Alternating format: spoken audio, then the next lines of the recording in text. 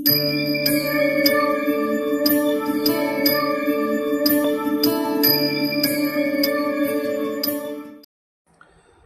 సంతోష్ మాత, జై శ్రీరామ్.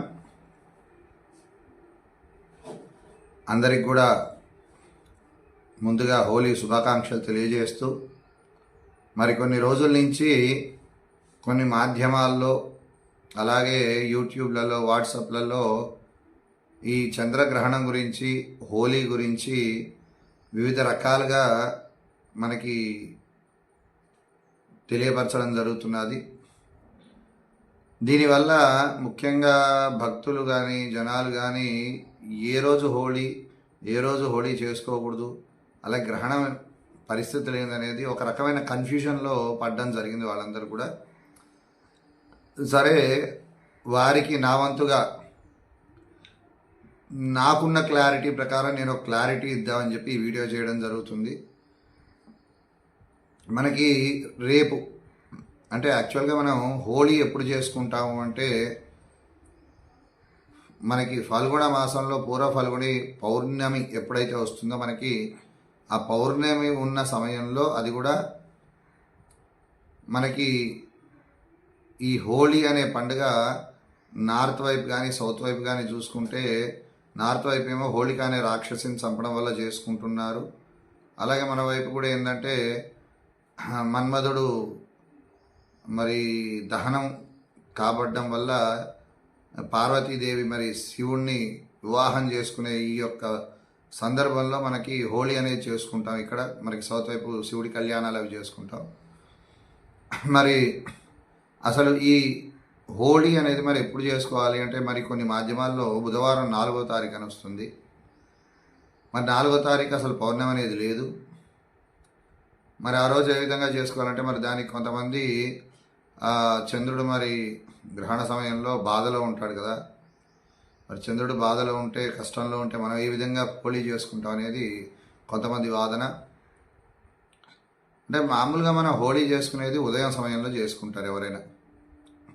అంటే ఉదయం 6-7కి మొదలెడితే మధ్యాహ్నం 12-1 గంటల లోపు హోళీ అనేది ఆడుకొని వాళ్ళు పూర్తి చేసుకుంటారు. ఎన్నాడు కూడా మనం సాయంత్రం కానీ మిట్ట మధ్యాహ్నం 3-4 తర్వాత హోళీ ఎక్కడ కూడా ఆడింది మనం చూడలేదు, మనకి తెలియదు.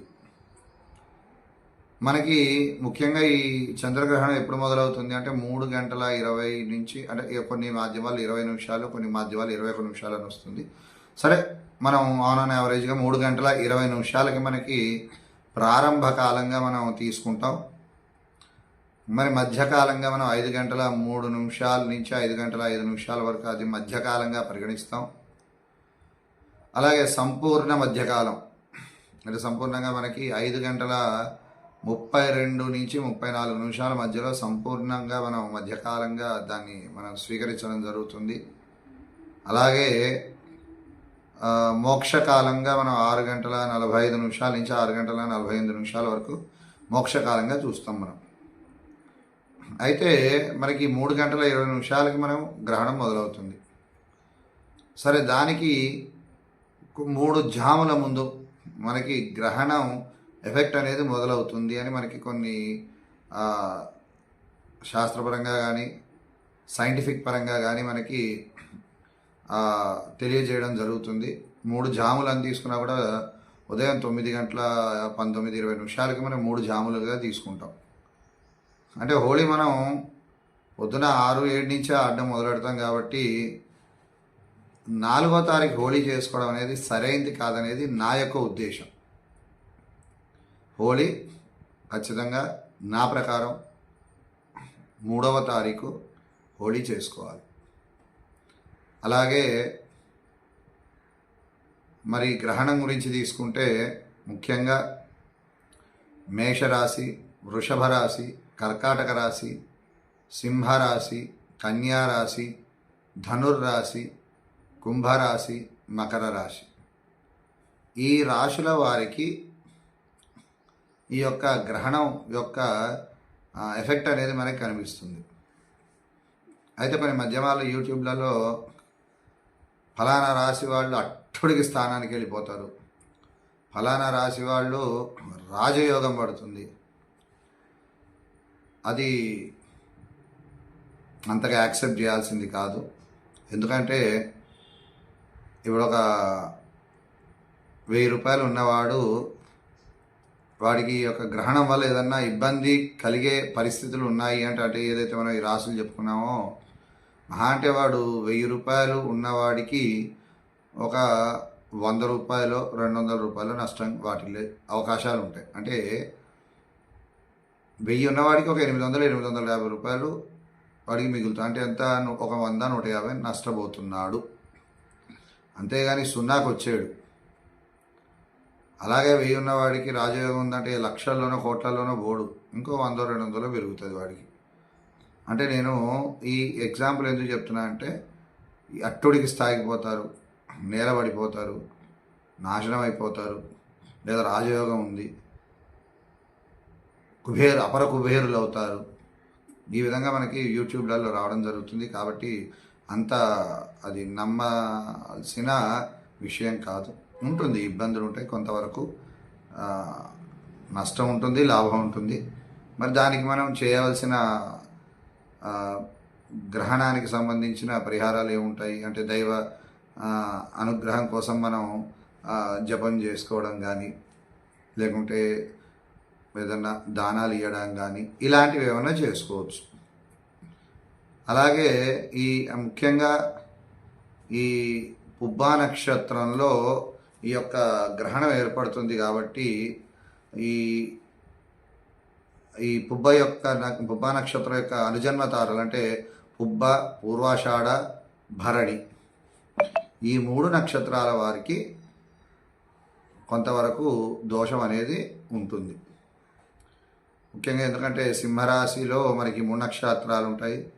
సింహరాశి అంటే మనకి సూర్యుడు అధిపతి కాబట్టి, సూర్యుడు మనకి ప్రపంచానికి పెద్దన్న, అమెరికా ఎట్లానో సూర్యుడు అలాగా. కాబట్టి కొంత పెద్దన్నకి ఏదైనా కష్టం కలిగితే ఇబ్బందికరమే. కాబట్టి ఇక్కడ మనకి ఆ నక్షత్రాలు ఏదైతే ఉన్నాయో, మన పుబ్బా నక్షత్రం కానీ, పూర్వాషాఢ నక్షత్రం కానీ, భరణి నక్షత్రం కానీ, ఈ నక్షత్రంలో జన్మించిన వాళ్ళకి కొంతవరకు దోషం అనేది మనకి ఇబ్బందిగా ఉంటుంది. కొంతవరకు అది కూడా అట్టడుగు స్థాయి పోతుందని నేనైతే అనుకోవట్లేదు.